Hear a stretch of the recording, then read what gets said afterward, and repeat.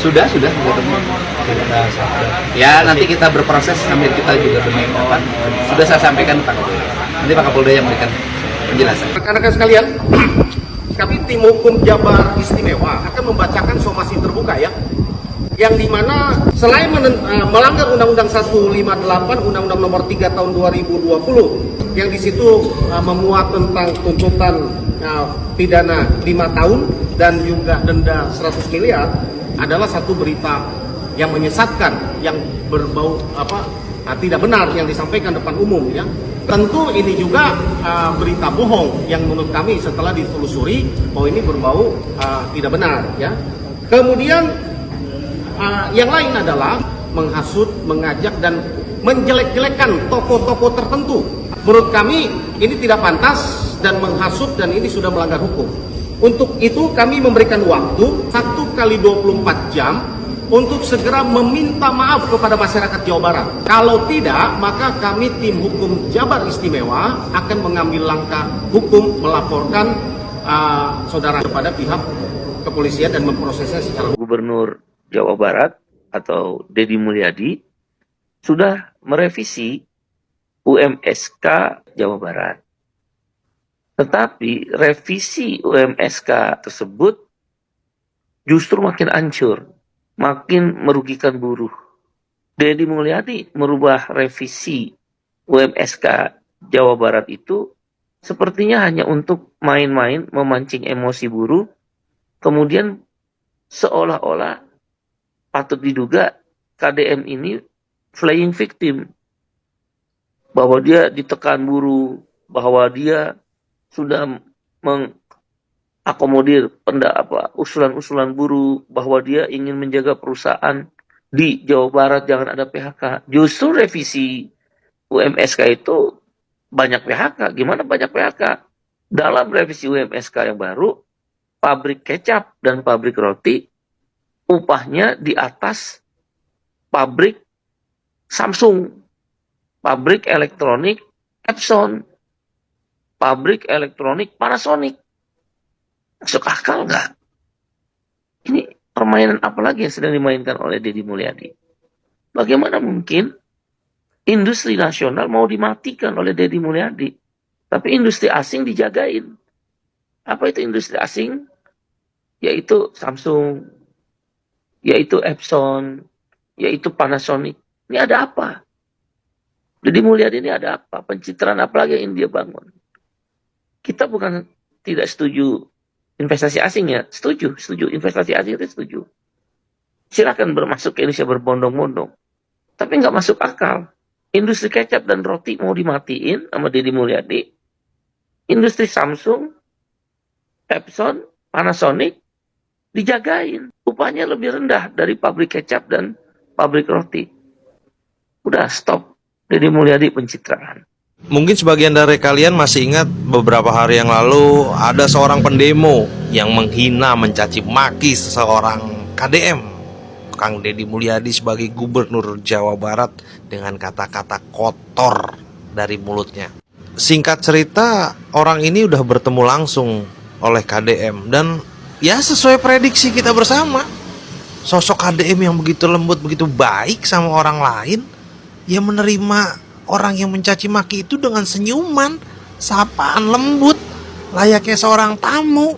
Ya emang susah kita kalau punya pemimpin yang jiwanya itu luar biasa gitu ya. Bapak Aing mana guys? Bapak Aing yang katanya pro rakyat. Tai. Ini saya udah ketemu nih kemarin yang pakai topi, yang marah-marah di depan gedung sate, bilang KDM, Bapak Sia ya? Iya. Bapak Sia sama KDM, gitu. Karena udah, kenapa gemeteran? Hampura buat semuanya. Gemeteran. Kenapa gemeteran? Turun buat Bapak Aing paling oke pokoknya. Oh, katanya kemarin KDM, Bapak Sia. Sekarang masih Bapak Sia nggak? Bapak Aing sekarang Bapak Aing. Nah kalian bisa lihat sendiri kan gimana sosok KDM itu menerima orang yang telah mencaci maki dirinya dengan senyuman yang begitu lembut loh. Coba lu kalau ketemu sama pemimpin lain udah dihina begitu, alah bukan baju hijau lagi lu, oranye, biru, merah. Makanya kalau ngomong apa-apa hati-hati. Sembarangan aja lu ngata-ngatain orang, lu enak-enak congor lu. Dan buat orang-orang di luar sana yang selama ini masih mengatakan KDM itu sebagai gubernur konten, pencitraan, segala macam, lihat sendirilah itu. Bagaimana dia punya hati seperti itu kepada orang yang sudah menghina dia gitu loh. Ya intinya ini semua kita harus bisa jadikan pelajaran ke depannya. Agar kalau berbicara atau menyampaikan sesuatu itu jangan seenak congornya sendiri. Dan jangan mentang-mentang KDM itu punya sifat pemaaf, lemah lembut, pasti nggak bakal mempermasalahkan apa yang diutarakan. Ya jangan seenak-enaknya juga ngatain-ngatain orang mulu. Ya mentang-mentang KDM ya biarin aja. KDM dikatain gitu juga nggak bakalan marah, ntar juga pasti dimaafin. Ntar gue diundang ke sono, ntar akhirnya ya cair-cair. Enggak gitu. Aduh loh. Jangan kayak gitu.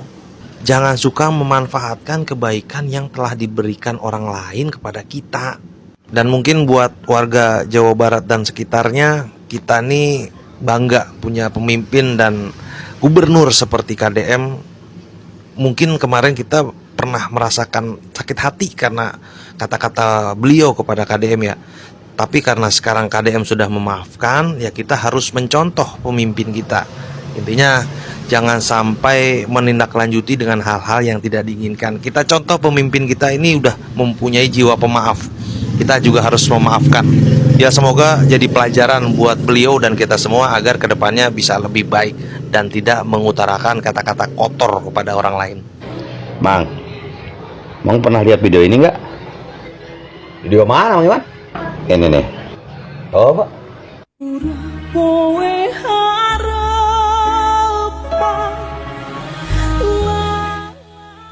Kita di sini sebagai karyawan buruh HCI, tolong kami minta hak kami sebagai buruh di sini, minta penjelasannya. Sekiranya kami emang di sini harus berhenti, kita butuh penjelasannya. Tolong Pak Dedi.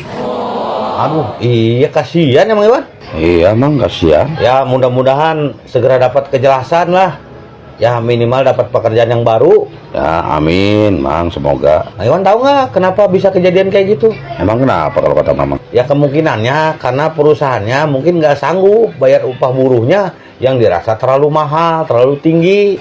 Memang yakin itu penyebabnya? Ya ini baru kemungkinan. Ya makanya kalau mau minta upah naik, ya harus dipikirkan dulu.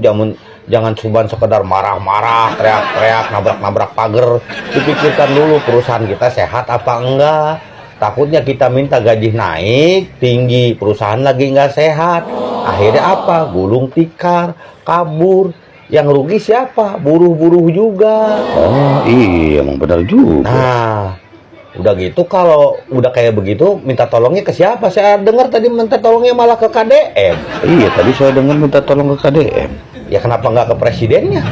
Ke Presiden Prabowo maksudnya? Bukan, maksudnya presiden buruh, si Bewok Uban. Oh, dia yang teriak-teriak minta naik gaji, naik upah. Apa istilahnya kalau kata ini mah hujat-hujat KDM. Giliran ada perusahaan yang tutup PHK massal, minta tolongnya ke KDM juga. Iya, kenapa nggak ke si Bewok ya? Tahu nggak kenapa si Bewok Uban itu nggak mau nolong? Nah iya itu, emang kenapa dia nggak mau nolong? Nah, yang pertama gini, kemungkinannya ya dia bukan anggota serikat si buruh tadi itu. Atau kalaupun para buruh itu anggota serikat, pasti ditanya serikatnya sama nggak sama mereka, sama si Bewok itu. Kalau nggak sama ya sama aja nggak akan ditolongin. Aku nggak ditolongin, itu kan buruh, katanya perwakilan buruh. Iya, walaupun di demonya mereka bersuara mewakili buruh seluruh Indonesia, mewakili buruh seluruh Jawa Barat, yang sebenarnya mah yang mereka bela mah cuman buruh yang satu serikat sama mereka aja. Oh, satu kelompok. Kenapa kayak begitu? Kenapa, Mang? Ya karena mereka bayar iuran. Kalau nggak bayar iuran ya nggak bakal dibela tuh. Oh gitu, kirain semua buruh dibela. Nah, ada lagi, kenapa si Bewok Uban nggak mau nolongin orang-orang yang kena PHK itu? Nah, kenapa lagi tuh, Mang, alasannya?